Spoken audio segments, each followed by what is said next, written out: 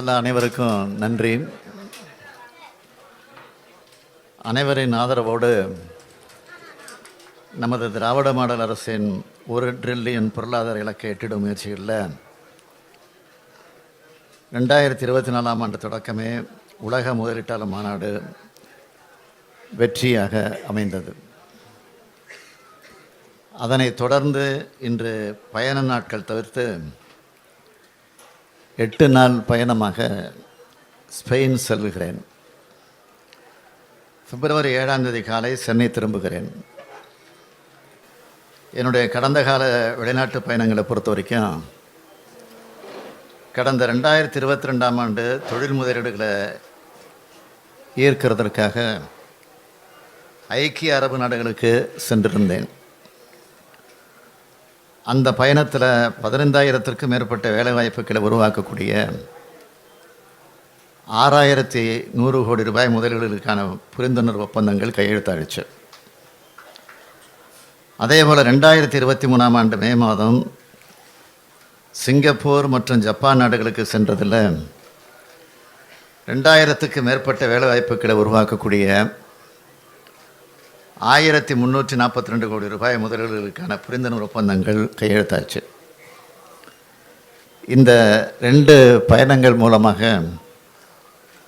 17,000த்திற்கும் மேற்பட்ட வேலைவாய்ப்புகளை உருவாக்கக்கூடிய 7,442 கோடி ரூபாய் முதலீடுகளுக்கான புரிந்துணர்வு ஒப்பந்தங்கள் மேற்கொள்ளப்பட்டன. இந்த புரிந்துணர்வு ஒப்பந்தங்களுக்கு வேகமாக செயல் வடிவம் கொடுத்தால்தான் பல நிறுவனங்கள் தங்களோட தொழிற்சாலைகளை தமிழ்நாட்டில் நிறுவ தொடங்கியிருக்காங்க. எடுத்துக்காட்டாக ஜப்பான் நாட்டை சேர்ந்த ஓம்ரான் மற்றும் மிட்சுபிஷி போன்ற நிறுவனங்கள் தங்களோட தொழிற்சாலைகளை நிறுவ தொடங்கிட்டாங்க. குறிப்பாக சொல்லணும்னா புரிந்துணர்வு ஒப்பந்தம் மேற்கொண்ட 2 மாதங்களில் ஓம்ரான் நிறுவனத்தோட தொழிற்சாலைக்கு அடிக்கல் நாட்டி வைக்கப்பட்டு கட்டுமான பணிகள் நடைபெற்று வருகின்றன. இதே மாதிரி சிங்கப்பூர் நாட்டை சார்ந்த கேபிட்டல் லேண்ட் நிறுவனத்தோட ஐடி பூங்காவை சமீபத்தில் தொடங்கி வச்சோம். ஐக்கிய அரபு நாடுகளில் மேற்கொண்ட புரிந்துணர்வு ஒப்பந்தங்களில் லூலு பன்னாட்டு குழுமம் கோயம்புத்தூரில் தன்னோட திட்டத்தை துவக்கியிருக்கு. ஜப்பான், சிங்கப்பூர் போன்ற நாடுகளில் மாதிரியே ஸ்பெயின் நாட்டிலையும் முதலீட்டாளர் மாநாடு நடத்த இருக்கேன். ஸ்பெயின் நாட்டை சேர்ந்த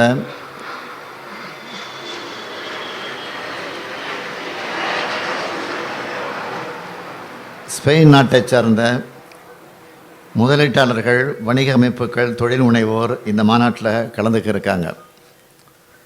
இந்த மாநாட்டில் தமிழ்நாட்டில் நிலவர சாதகமான முதலீட்டு சூழல் பற்றியும், தமிழ்நாட்டோட கட்டமைப்பு வசதிகள், மனிதவள ஆற்றல் போன்றவற்றோட சிறப்பம்சங்களையும் எடுத்து கூறி இந்தியாவில் முதலீடுகளை மேற்கொள்ள தமிழ்நாடு தான் உகந்த மாநிலம்னு அந்த நாட்டு முதலீட்டாளர்களுக்கு எடுத்துரைக்க இருக்கேன்.